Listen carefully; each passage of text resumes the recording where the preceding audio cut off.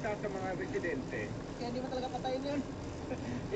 Giligyan na ng leksyon yun, kaya walang umawat eh. Niyaan na lang siya eh. Tapos yun, binitawan lang din siya. Yung nasaksak, matigas na ulo talaga yun dito, palaging pasaway. So yun, maraming katsatsan nakakawan dyan. Buhay ang sinaksak. Katunayan matapos daw ang aksyon, nagsimulay lang daw ang dalawang sampot na parang walang nangyari. Hindi na raw mapunto ng barangay ang nanaksak dahil hindi raw taga roon. Nag-responde naman yung ambulansya namin. Kasi ang nag-responde ulit. Tapos yung responde yung ambulansya nagpunta rin. Kasi nga, tama.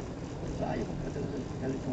In 200 meters, stay at the right repeater according to Highway 59, Marcos Highway East. Ang dami yung lalo kung nakapos. Ito ang sinaksak, si alias Jonah, at ang kanyang sinamusugat sa panga at likod ng teka. Sa kwento ng kanyang komunidad,